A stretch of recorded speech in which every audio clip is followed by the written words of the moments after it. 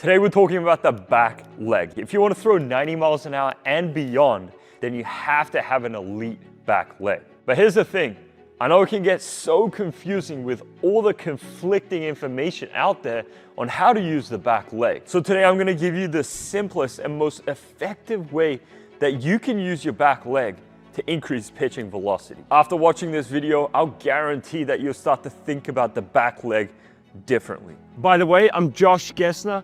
I trained myself to throw 98 miles an hour in my 7 years of professional baseball with the Phillies and the Rangers. And now I'm training to throw 100 miles an hour. And so I think about this stuff all day. All right, let's get straight into it. So the way I've started to think about the back leg in the pitching delivery, and I simplified this down to its very core, because with the back leg, right, and you're trying to pitch, it can be very, very confusing and on exactly what to do with it, right? You can think about, foot pressure. You can think about back leg depth. You can think about, do I push off? Do I try to rotate? You know, all different things that you can think about, right? And so what I've simplified it down to is, with the back leg, what you want to do with it is keep your pelvis counter rotated for as long as possible, right? And then at the very last second, help this pelvis fire. Okay, and so that's all I'm thinking about now is, okay, how can my back leg help counter rotate my pelvis? And then at the very last second, fire my pelvis. I'm gonna explain why this was so huge to implement into my pitching delivery. Because firstly, you know, you hear all these different cues on what to do with the back leg, right? You probably heard like push off the back leg. And it's funny, when I was 16, I was throwing 78 miles an hour. I was throwing really, really slow. And the common thing was, hey, I want you to push off the rubber as hard as you can, you know, triple extend it so that you have so much momentum going down the mound that you're going to start throwing harder, right? But what I didn't realize was it was causing so many issues for me. And I didn't realize why I was throwing so slow is because when you push off the rubber, it makes it very hard for you to actually rotate this pelvis, okay? Going back to the overall theme of the back leg is keep it counter rotated, right? And then fire the pelvis. In an ideal situation, this is like facing the target when you're a foot plant and you're in this position to create a bunch of torque. We don't want to actively use the back leg to create momentum down the mound. And I'm going to go on a little bit more depth later on in this video. But in terms of pushing off the rubber, right? When you push off, what we see a lot with myself when I was throwing slow and the guys at the pitch lab who push, right, is the hips are facing this way and the shoulders are also facing this way. And so there is no torque, there is no stretch in this oblique sling. You don't have any hip to shoulder separation. Okay, and so what this creates is both the hips and the shoulders have to go at the same time and you throw past. That's why pushing off the rubber isn't really the best way to do it. There are people who can do this extremely effectively and, you know, push but also rotate, right, out of it. But this is also rare and it just adds complexity to the back leg, right? And so the better way that I like to think about it is, hey, just keep it rotated and then do everything you can, right, with the back leg to fire it into foot plant. And an easy way to think about how to fire it into foot plant is to either, you know, drive this knee down to get this position or to get to your shoelaces, right? So try to get to your shoelaces on the ground, right? Because if your knee and your foot fire, right, and they actually rotate, then your pelvis would rotate as well. All of this is going to go together and you're going to be able to create this position, which is what we want with the back leg. Now, another thing that you might have heard is to hold tension in the back leg, right? And this is very, very confusing, at least for me. When I was told this, I was like, okay, so if I want to hold tension, then does that mean just do like a pistol squat? Because it feels like you have a lot of tension in the back leg, right? When you do something like this. But what this was causing was, you know, I would get stuck over the rubber and then I would just push, right? And so a better way to think about holding tension, in my mind, is to just keep this, again, keep the pelvis counter-rotated, right? Because if you're keeping this counter-rotated and you're here, you can feel the tension, like the tension in your back leg.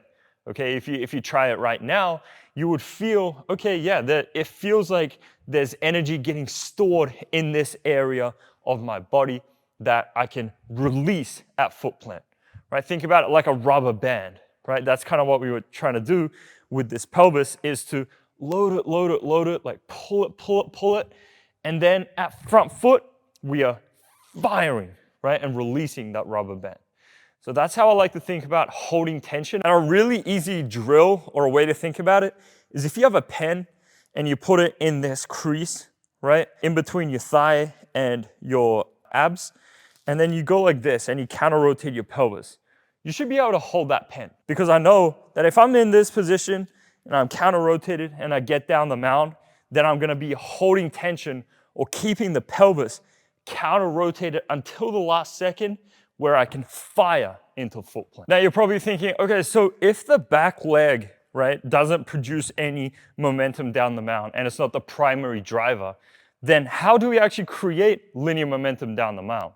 Because yes, momentum down the mound is important, right? If we just threw like this and we didn't have any momentum, then we won't throw as hard, nearly as hard, right? And so this was the question that I had was, okay, so if we're not going to be pushing, then how do we create momentum down the mound?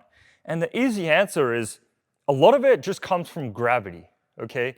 And being able to use your body in an effective way and control your body in an effective way to create that linear momentum down the mound. And what I mean by that is this. With the leg lift, right, what you want to be able to do is set up your body to create a lot of linear momentum.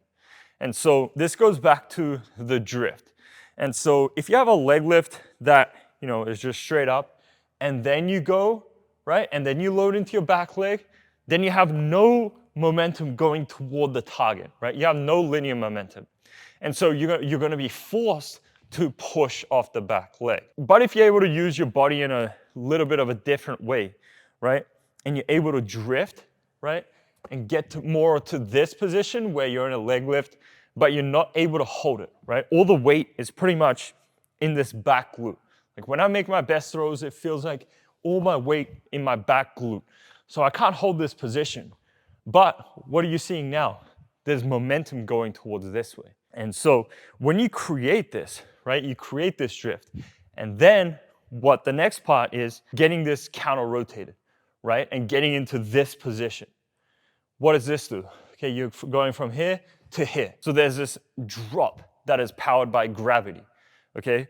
And so what actually happens is when you create this drift and momentum is going this way, when you drop, when you feel like you're going straight down, you're actually creating a lot of momentum going down the mound because of how the mound is and how you set up your body with the drift, right?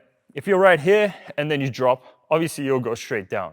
But if you're out here and you drop, then you're actually creating a lot of momentum, not just down, but diagonally as well. So that for me is where you get a lot of the linear momentum, so that the back leg, all it has to do now is worry about firing and being extremely efficient rotationally, rather than worrying about, linear momentum or any of that. I know I've talked in the past about creating an impulse with the back leg, and it created some confusion, and so I had to think about it a little bit more deeply on what I meant by creating an impulse. And I think a better way to say impulse is just to find stability in the back leg, right? So we don't want to just here and then drop and rotate. What we don't want to do is lift and then drop and rotate, right? Because that's just going to mess up everything. We do need to feel like that impulse, but a better way to say it is to find stability in the back leg, right? It's to stabilize all that gravity. For a split second, you stabilize this drop and then you rotate. Okay, so it looks something like this, where you drift, stabilize, rotate, as opposed to, right here, drop, drop, rotate, right? You can see a big difference, and if you try it even right now, you'll feel a huge difference. And so the simplest way that I think about this stuff and the lower body, right? Is, okay, let's create that drift, a little bit of linear momentum going toward the target. Now we are dropping into the back leg, but we need to find stability in it. We can't just continue to drop. And so once we find stability, now all we need to do, right, is hold until the very last second. This is key. You want to hold this position for as long as possible, longer than you would like, right? And then as soon as your front foot's going to hit, everything just fires as hard as it can, right? Boom. And then that's what creates that explosive hip-to-shoulder separation, this massive stretch to catapult the upper body forward and make a good throw. So a couple things that can really help with the back leg to be more rotational and for you to be able to use it in a way that actually fires the pelvis, right, is firstly cues that I've already talked about, which is let's drive this knee down to create this position, right? That works for a lot of guys.